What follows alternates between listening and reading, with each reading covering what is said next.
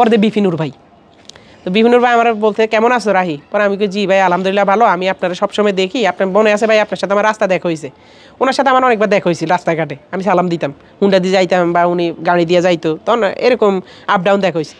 পরে হ্যাঁ আমি তোমার দেখছি চিনি, আমার মনে আছে তোমার কথা। পরে আমি ভাইয়া আপনাদের কাজটা দেখি খুব ভালো লাগে এই আর কি। পরে ভাইয়া বলতো ওকে ফাইন। 30 সেকেন্ড মাত্র বিপিনুর ভাই আমার কত হয়েছে 30 সেকেন্ড। এটা এখন বিপিনুর ভাই ভাবতেছে আমি নাকি ওনার ব্যাপারে রিউমার ছড়াইতেছি। ভাই আমি তো আপনার সাথে আফ্রিদি ভাইয়ের সাথে সম্পর্ক কি ওটাও জানি না, মানে বা আপনি জানলেও কথা কইছেন এটা নিয়ে আপনি রাগ করবেন এটাও তো আমি বুঝি না। ও আবার আফ্রিদি ভাই তখন কই আসিল আমি শিওর, তখন মাই টিভিতে বিপিনুর ভাইয়ের একটা ইন্টারভিউ হয়েছে আর মনে আছে, ওই ইন্টারভিউ সেটার মধ্যে আমার কত হয়েছে, কথা হওয়ার পর আচ্ছা যাক ভালো কথা তো হয়েছে। তো পর আফ্রিদি ভাই আমার ফোন রেখে কয় কিন্তু বুঝছসই তো তোর ভাইয়ার অবস্থানটা, আমি কেছি জি ভাইয়া বুঝছি। তা আমার কথা হয়েছে ভাই আফ্রিদি ভাই যদি ভালো থাকে আমাকে তো সমস্যা নেই, আমরা আঙ্গ মতো কাজ করে খাইতে এলে হয়েছে হের মতো আছে সমস্যা নেই, এবং হে যদি বাঁচি দেয় তাহলে ভালো। ইভেন তো কিছু কিছু বিষয় নিয়ে আবার যে করছে, তো তখন এই বিষয়টা এখানে কিন্তু শেষ।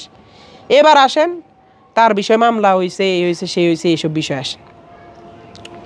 একটু বিপিনুরের বিষয়টা অল্প একটু আমি যদি একটু জানতে চাই, আসলে মানে আফ্রিদি কোনো মানে শুধু হাই হ্যালো হয়েছে আর কোনো কথা হয়নি আপনার সাথে?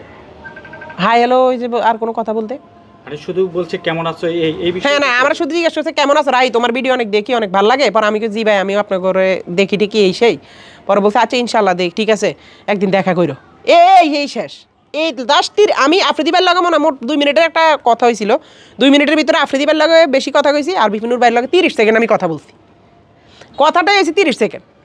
মানে কি জন্য আপনার সাথে তার সাথে হঠাৎ কথা বলে দেওয়া হলো কিছু বুঝতে পেরেছিলেন? আমি আপনাদেরকে বলছিলাম, আপনার মেবি হয়তো এটা খেয়াল করে না, মানে বলছিলাম যে ভাইয়া সবসময় ভাইয়ার গন্ডির ভিতরে আমাদেরকে রাখতে চাইতো, চিন্তা করতো আমরা কি বাইরে কোথাও চলে গেছে নাকি, বাইরে কোনো কাজ করছে নাকি, আমাদেরকে একটু ভয় দেখাইতো যে মানে আমার মানে ওই যে আমি যে 5 আগস্টের সময় ওনার বিপক্ষে একটা কথা বলছিলাম যে ভাইয়া আমার বাইরে কাজ করতে দেয় না, হ্যাঁ বাইরে নাটক টাটক করতে দিতেছে না, হ্যাঁ এখন থেকে করুম।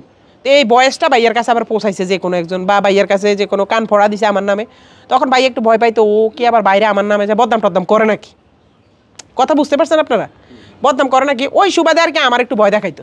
আর আমি ছিলাম আমাদের টিমের একজন যে ভাইয়ার পরে যদি কাউরে মানুষ চিনে তাহলে আমারে হয়তো বা চিনে, এই কারণে আজকে হয়তো আমার এই অবস্থা আজকে এখন আমি বুঝে নিতে আমি কোন পরিস্থিতিতে আছি।